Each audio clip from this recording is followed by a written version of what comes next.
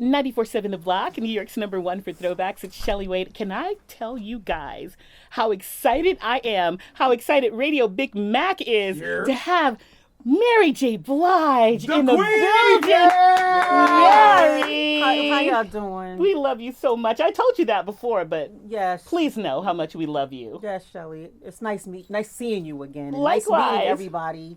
I listen to y'all, in the car. That's because you're amazing. On my way to work and stuff like that. So, and Mary, like, what do you love about 94.7 The Block? I love that y'all play everything, like from the 90s to now. But the 90s stuff, you play it like everybody's a new artist. Like, yeah. And you support Mary J. Blige, so that's what I love the most. We play the hell out of some Mary J. Blige. All the records. Thank you. I was telling Radio Big Mac that, you and I ran into each other backstage in the Village at the Blue Note, during Robert Glasper's show. And Mary was saying how much she loves listening to 94.7 The Block. And I felt like during that moment, you and I had like a bestie moment. I felt like we were becoming best friends. Was that something there? Or am I just one of the gazillions of black women who feel like you're our best friend in our heads? I don't know. For some reason, I just feel comfortable with you. It's something about you that's very inviting, and I don't know if it makes everybody comfortable, but I feel comfortable and I feel safe. So that's what happens. I don't get comfortable with everybody, but when something connects, and I just felt safe. And it was really nice meeting you. Likewise, and that's what I'm saying. I felt best friend vibe. So happy belated birthday, by the way. Happy birthday. Thank you. How does Mary J. Blige celebrate her birthday? Well, my birthday was Sunday, and I had to get up early Monday, so I turned up Saturday. Yeah. And that was with family and friends and DJ, and it was such a lit time. We had a blast. And of course, I had a hangover on Sunday. And Sunday, I went to dinner, and then I went to bed Sunday night, and I got up and did all this press and made the announcement. So, yeah, I turn up with my little circle of family and friends. It's not a big old invite the industry. I don't really care about that. I just care about what's real. When the turn up happens on Saturday. Yeah. Are the white boots there, or are they only there for the stage? Like, that's the turn-up stage. I mean, it depends on the outfit. Okay. So Saturday was very kind of classy, sultry, sexy, but still fly, right. Fur, jewelry, big hair. I was not, so it's kind of an evolution, a kind of level up with the birthday, but it was still fly. It was still Mary J. Blige. Yeah. One of the things I love that you said to me backstage, you were like, you love the positivity of 94.7 The Block. And I felt like, for me, that's something that, since you shared so much of your life with us, it made me feel like, it doesn't surprise me that you are attracted to the positivity. Do you feel like you're an empath? Has anyone ever told you that before? A couple of people that are close to me, like really, really close to me, told me that. Now, how do you feel about that? I am. I don't tell everybody, but now everybody knows. Now the whole world knows. Everybody's gonna come up to you. But I had it since I was a kid. I had to protect myself inside, so I knew who to trust. I knew what to trust. I knew where to go. I knew what not to do, and I was all about sharing and giving, and just positivity when I was younger, when I was a little kid. Yeah. Then I became a teenager, and it all went to hell because, living in Slow Bomb and Yonkers, how you gonna live like that? Yeah. And then when I got in the music industry earlier, then I was really a savage and I was really a monster, but I still had the discernment, to kind of stay out of trouble and, who not to hang around. And then it just kept getting worse. Yeah. It just kept getting worse. And then I think it was like 2016? When everything started turning around. Yeah, it turned around for me. Came, yeah, because papers were official, and you were like, "I'm free." Yeah, I was tired of hating myself, and, yeah. and that was the worst part of my life, And I was like, I'm tired of feeling like this, and I started speaking positivity over my life, and that was, why I came up with the Good Morning Gorgeous album, because those were the affirmations I was speaking I would wake up in the morning before I work out, and I would say my prayers, and I would walk to the mirror, and I would say, good morning, gorgeous, good morning, beautiful, good morning, smart, I love you, I need you. And I didn't even really believe all of that, but I just kept doing it, and I kept doing it, and I kept doing it, and I started to believe it, and I started to believe it. And then I was listening to T.D. Jakes one time, you know, he got a word. Yeah. And he said, you know, what you say about yourself and think about yourself is way more important and effective than what anybody else can say or think about you. And I was thinking about, damn, look at all the bad things I think about myself and say about myself. I caused all this shit. My thoughts and the things that came out of my mouth made all this stuff exist. Manifested it. Manifest. Yeah. So I'm gonna manifest something positive, and I really did the work. And I'm still doing the work. it in, yes. It's an everyday process. Yeah. I have not figured it out, and I don't think we all figure it out. Period. Until we die. You know what I mean? I always feel like that. Every day of our lives we're going to be learning. There's never a point in life where we're going to know everything. We're going to be learning, to your point, until the day we die. Yeah. And so we're always going to be working on ourselves. And I love that you did that, because so many of us, we can feel like the victim and we can feel like people are treating us a certain way, but we can turn it around like you did. And we can make a difference in our own lives. Absolutely. And I think when we think that people are treating us bad, we're thinking of ourselves as inferior. Because why would we think that people want to treat us bad? Right. You know, we have to think, well, shit, I'm that bitch. No, you could. I deserve this. Yeah. Yes. I just, you know, and that's how I feel now. Yeah. It's like, For this. yes. And yes. can I say this, and Mack, you were always saying this too, you know, I don't want to get all religiously, but religious-y, but you mentioned T.D. Jakes, and you were always talking about your belief in God, and we all believe. Someone said this to me the other day, and it really resonated with me. God loves you. So if you don't think you're worthy of love, that's you disrespecting the God in you. What a spit in his face. And I was like, I will not spit in, like, the creator. Like, look at all he's done for me. Look at all he's brought me through. Look at all the stuff I had. And I'm still relevant at this point in my life. It could be done. It could be over. I could have nothing. So I said, you know what? I'm going to turn this thing around, and I'm going to show God how much I appreciate what he's given me. And now I see myself, I try to see myself the way he sees me. Gorgeous. Yeah. Exactly. So, as somebody who has reinvented herself so many times, what brings you joy now? Peace of mind. Amen. Just peace, sometimes just quiet. My family and friends, like people that really, really, really love me, and I can see that they do, that brings me joy. Just knowing that there's good people around, because being Mary J. Blige or being whatever celebrity, who can you really trust? Who do you know that really, really likes you for you, or that don't want something from you? So I have to believe that everybody around me that I have in my small circle really loves me, and that makes me happy. Knowing that I could trust somebody, because you got to trust somebody, and I didn't used to trust anybody. Yeah. And people get proud to say that. I don't trust nobody. And then you realize it's lonely out there. It's really lonely. Even when you have people, it's lonely, because sometimes you have to get with yourself, kind of ghost everybody to fill yourself back up, to pour back into other people. How long does it come after a situation happens? Like, are you checking yourself right there, or is it like days later you're like, I shouldn't have done that, or I should have let that go, or something like that? Well, now it's like right away. Right away. Now it's like, because you get convicted of something, and you be like, you shouldn't have done, like, immediately. So I check myself right away. I just try not to play. I don't want to hurt people. I try to do unto others as I would have them do unto me. I really try, and I'm not perfect. But I try to get it right. I try to treat everybody kind. And I love the idea you were mentioning self-awareness, because so much of the time we are walking around like robots, and we're not aware of even the way we're thinking or the things that we're saying to ourselves. So it really takes some skill to be aware right there in the moment. It takes for you, I guess, to not want to be treated like that yourself. Like, you got to put yourself in someone else's shoes. Now, would I want to walk into a room and feel that energy of jealousy and hatred? So would you do that to another person? No. You follow what I'm trying to say? Just do unto them. Yeah. I don't know the rest of the phrase. Yeah, and then sometimes you have to just, you have to give it to people. You have to be like, nah, I'm not the one. I'm not no sucker. Right. But I'm just trying to do the right thing. You're still New York. You're still New York. I'm just trying to do the right thing out here. That's have to talk about the Rock and Roll Hall of Fame, Mary J. Blige. Okay. How has life changed for you? Have things come easier? Are you more settled in your confidence with yourself? Are you getting more jobs? Because I hear people when they win the Oscar, they're like, that didn't get me more jobs. So how's Mary after the Rock and Roll Hall of Fame induction? I mean, it was what it was. It's amazing, but it didn't stop anything and it didn't start anything. You see what I'm saying? It's like kind of like gave me my roses, cool, but right. It was great. It didn't say, "Oh, let's give us something special." I still have to make things happen for myself. Okay. Nobody's like, "Oh, let's just hand this over to her." No, it's still. You know what I mean? It's well, still. You made it happen. Now you got Vegas now. Yeah. And that's me. That's my talent. That's my legacy.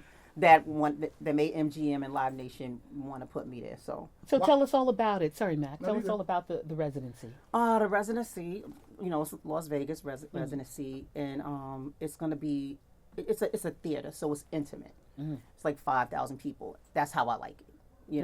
I think. I love how that's intimate. Yeah, just 5,000. Just something light. But it's the core fans, right? And it's the diehard fans. So it's gonna be a little theatrical, but not, a big old, but it's my life story. So it's the story of my life. I don't want to give too much away, but there's going to be a couple of acting things that act out the music. It's going to be a little theatrical, but the music is going to just be crazy because the B-sides I'm performing, that you guys be playing up here. I was listening I don't know if it was doo-wop.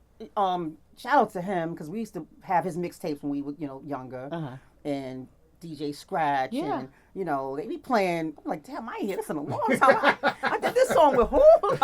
Scratch. You start looking it up. Is this me? Yes. Okay. Scratch. YouTubing it. DJ Scratch will dig deep in the crates for some Mary J.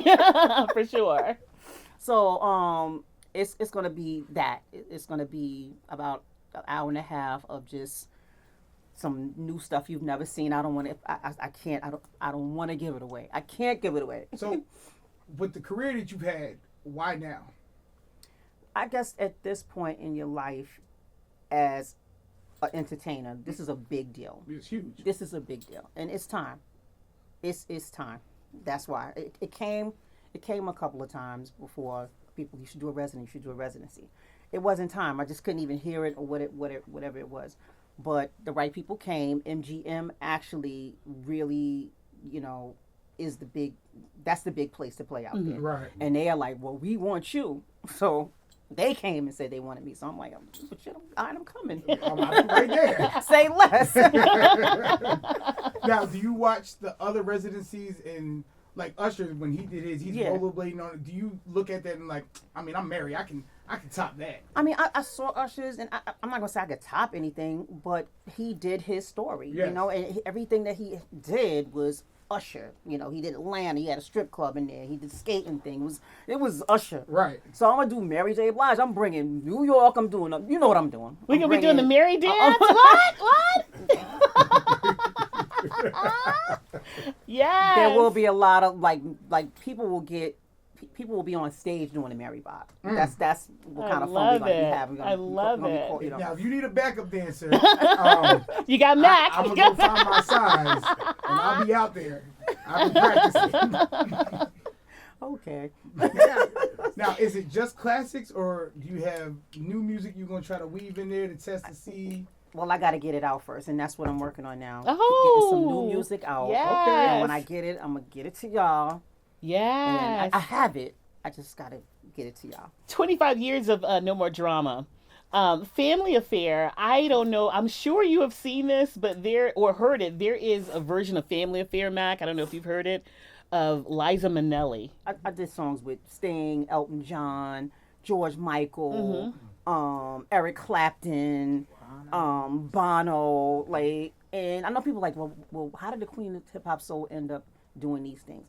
When we was kids, like 5 and 7 years old, before there was WBLS Hot 97, my mother listened to WNBC. WNBC played Elton John all day long and Ambrosia and the Eagles and things like so. That's where I learned all my soft rock stuff from. Yeah. And someone told me that Elton John was in an interview talking about me, saying how much he loved me. And I was working on the Mary album.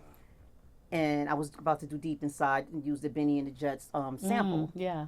And they was like, he loves you so much. I said, call him and tell him I want him to play on the song. I would love to talk to him and thank him. You know, we called this man. He came. Yes. Immediately. Yes. He came and was like, you're my friend from now on. He bought gifts. I love you, man. That's still I just spoke to him like maybe last month. Like. So with the new project and everything you've done, is there any artist left on your bucket list?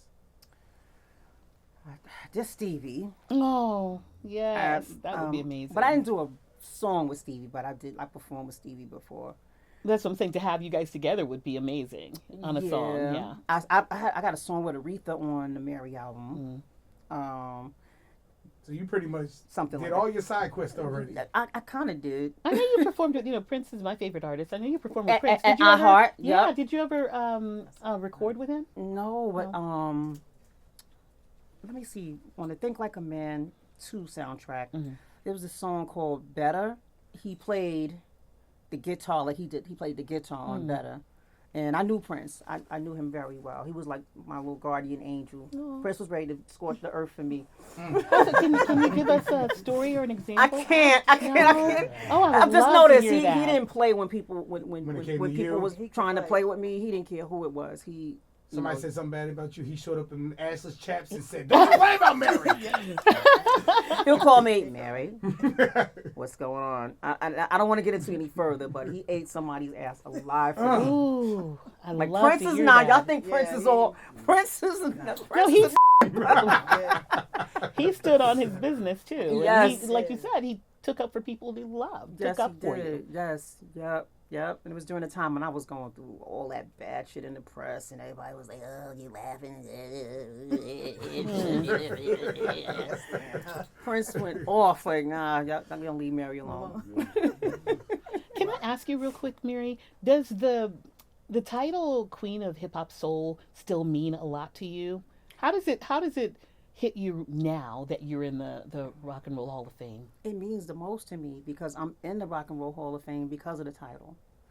If it wasn't for me being the Queen of Hip Hop Soul, they would not have recognized my music in the genre that I have opened up for so many. So it means it is the crown that I wear in this music industry.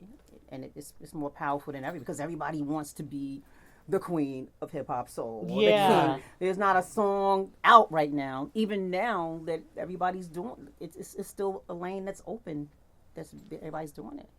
Now, with that being, with you being the queen, do you not look down, but do you look at the new generation and say, "Oh, I can see myself in this artist," or "I can see myself working with this artist," or is it kind of like? Nah, I see myself in so many that are good, the great ones, like the LMAs and the Kaylanis and Mariah the Scientists and the Sunshine Andersons and the Hers and the Rihannas, and I mean it just keeps going. I see myself in all of them, because it was the My Life album that said you can sing about your pain, you can sing about your man, you can sing about your man did you wrong, you can sing about your man did you right.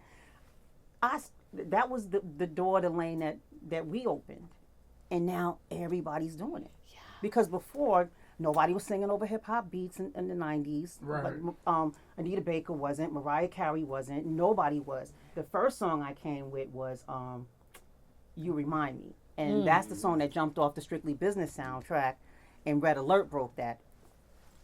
It was gone. I was still in the projects, and people were like, "Yo, your song." I was like, "Oh, this is a nightmare, a nightmare."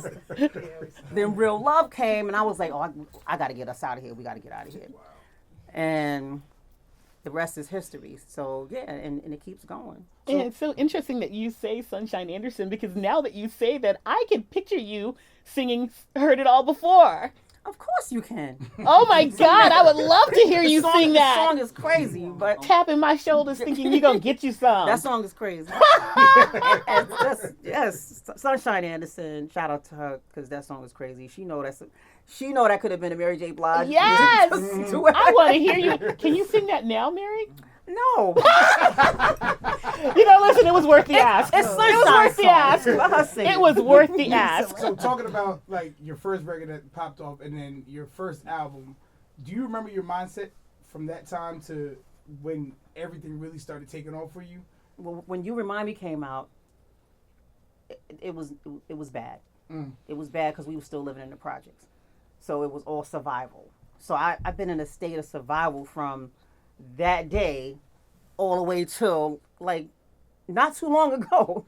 So when What's the 411 came out, my goal was to get my family out the projects, to get us away from all that stuff, and that's what I did. And to sing, because I love to sing, and just drinking and doing drugs and doing all kind of dumb shit, just trying to survive and keep my mind numb from all the stuff that I didn't want to face at the time. You are like, I'll say, have every national anthem of heartbreaks for these women out here. Yeah. I'm sure every woman at one point has told you got them through this and got them through that. Like, but for somebody who makes the music like that, what gets you through that and when those times come? Self-work, like prayer and meditation and just checking myself and just loving myself, trying to stay positive. Is there a place you can go, or is there somebody you could call that like will snap you back into it, or is it just? I mean, I have my sister. I could call her, when I need to just really cry or something like that. And I don't talk to everybody about what's going on in my personal life, and it's really just about just getting still and getting with yourself and taking that long, hard look that everybody's afraid to take a look at themselves and deal with it. Like, damn, I shouldn't have did that. Damn, I caused that. I talk to myself a whole lot, though. Like, I'm my own best friend. Yeah. So I'm in the house. In public? like the habit. Like, oh, Mary, stop it, Mary. I told you, Mary. Relax, Mary. Nah. I'll be in the house doing that. I still do that to this day. I'm like, oh, that's fuck. You shouldn't have did that. Well, you don't have to say that like that. What if they say this? I do that. Why are you going to wear that? Don't wear that. You want to shoot yesterday. Like, what's the 411? I know. So I'm not afraid to be with myself, by myself, and check myself. That's what keeps you healing, and of course the Word of God, and of course any kind of self-help book that makes sense. It got to make sense. Right. Like, I'm not just listening to anybody going, you got to do this. No. Not on them podcasts that everybody. I don't want to hear all that. You shit. see a TikTok clip and like, oh, I'm healed now. Especially once you get to a certain level, age, maturity, whatever it is for you. You really know. You actually know. You don't have to go and seek other people. Right. Yeah. Your gut will tell you. Your gut, right here. Yeah. Tells you everything. You know. By the way, he was talking about this. You helping us get through situations. Can I tell you my favorite Mary J. song? Yeah. I Can Love You Better. Oh, why? It just hits a certain kind of way because I was going through that kind of situation when that song came out. I'm like, ooh, yes. I can love you better than she can. I mean. And exactly. And I was going through that too. Yes. You was talking she ain't got that good. Uh-huh. To this day, that is still my favorite song by you. That is still my favorite song by you. Thank you, Shelley. It just hits, right man. through New York. She ain't put it on him like me. I also love, someone called 911, you and Wyclef. And that was going down too. That was the cops was at the door. You at the door. Hold on. I gotta let this song. Someone please call. Mary. Actually, Wyclef came to me with that song written, and I was like, "What the hell? Are you in my head? Are you in my head?" I said, "Bet, this is exactly what's going on in my life right now." So I think it's interesting that you said that you don't talk to everybody about what you're going through. So when does it become a record, when you talk to the world about what's going on? Well, everything that I have spoken to the world about is what I have spoken to the world about. And things that are really super private, they don't know. You got to keep some clothes on. you can't just be walking around naked. Just butt booty naked. You can't. So you have to keep some things for yourself. And I'm fine with that. I'm fine with what I've shared. I'll continue to elaborate even deeper because there's so many layers in those stories that I haven't even spoken about. But the things, my life now is very private. It's very, very private. But the thing that's not private is the love that I have, the love that I have for myself, the love that I have for my family, my friends. You know, that's not a secret. So the secret is what happened when them cops pulled up and Wyclef was at the door with the song. Like, don't take her! I got this song! Shut up, Wyclef! That's not a secret what happened that caused the cops. Oh, That's the secret. It's the That's secret. the Yeah. secret. That's going to be on the next album. What had happened was. So, you use the music and you have this new version of yourself, I'll say it for the world. And you also are taking your music and making them into films with the Lifetime deal. Yeah. Yes. So, in those films, how much is that is really things you went through, or is it just for the theater of mind? Well, the films are not about my life. Right. It's actors acting out what was written for that movie. So, Real Love is about young love, people going to college and, you know, and finding love and meeting, you know, just whatever happens, you know. That's the first one. Strength of a Woman is about a woman finding her strength in that same relationship. So it keeps going. It's like a continuous type yeah. So and in Family Affair. And in Family Affair is that same story. They get married, or one gets married to someone else, and then they find each other again, and then they form a family, and they get married. Right. So it's a long story. Now, Be Happy is a whole different thing. It's about a woman trying to be happy. She got some things going on with her children. And I don't want to give it all up. Yeah. But Tisha Campbell, Mekhi Phifer, and Russell Gabby Hornsby. Hornsby, Right? Hornsby, yeah. Hornsby, I forget. And I love the fact that this is Gabourey Sidibe's directorial debut. Did you choose her? Did you have any say so in that? Well, my little brother is the one who helps me run my Blue Butterfly company. Gotcha. And he's really good at, you know, his thing is picking directors, and you know, and so I guess he interviewed Gabby, and he was like, "Oh, listen, she's a great director. Let's give her directorial debut." Excuse me, guys. And so, yeah, she's happy. I spoke to her. I spoke to Tisha. I spoke to Mekhi. I spoke to Russell. I got some really dope actors on this one. I know. Yeah. I can't wait to see that. Yeah, have you seen the rest of them? I have. Have you seen and the so rest that's of why them? I'm looking forward to this one. I have not. You gotta. But what I'm going to do is I'm going to 420, and I'm just going to. You can binge. You can binge watch. Be Happy comes out February 7th, correct? Yes. Yeah. So I'm a lead. It's going to be a marathon. You going to Yes. run my house for all day on February 7th. Yes. Started from Real Love. Yes. Now, if February 8th I come in here crying, all emotional, I'm blaming you. You're gonna be fine. It's just, I don't know. You might. Yeah, look, set me up. I'll be in here like, how you feeling? I'm not gonna cry no more. That's the next movie I would like Not to do. gonna, yes, Not gonna cry. yes. Yeah. I have to tell you, Mary, we are so in love with the fact that you stopped by 94.7 The Block. You remind me of the beginning of my career, and you know, no, that wasn't a pun intended, but it just turned out that way. When your career began, my radio career was beginning. So it's just this path we've been on together. You didn't know it, but I did. Aww. I still have. When you first came out, I had the promotionally they released these what's the 411 jerseys. And I still have mine. It's in storage somewhere. I'm going to get it out one day and have you sign it. Okay. Thank you for being such an intimate part of my career and our lives, and for sharing your entire life with us. Thank you. Some of it. Not entirely. Well, sharing and being vulnerable enough to share the things that we can relate to. So let's leave it there. Well, thank you, Shelley. I think it's my assignment. And I just thank you guys. Thank you for supporting me. Like, it really means more to me than y'all even know. That's why I'm here. I was like, let me go up here and thank these people. That's really why I'm here. You're so welcome. Yeah. We appreciate you, and I would be flawed if I didn't say I miss you on Power. When you went out, Monet went out like a gangster. That's how you protect your children. Monet's a gangster. Come on now. Last last thing, do you have a name for the new project? Like, or do you have some ideas of what you might call it? I saw that face. Like you want to say it. It almost came out. I'm not gonna say it, but I have a couple of songs that I'm gonna get out real soon. What's the 412?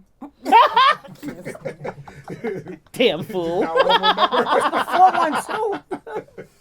What's the 914? No. What's the 212? 212. Well, ladies and gentlemen, the queen. I'm not even saying the hip hop of music. Of I'm it all. saying it right now. Thank Mary you. J. Blige. Thank you you so much. Thank you so much. 94.7 The Block, New York.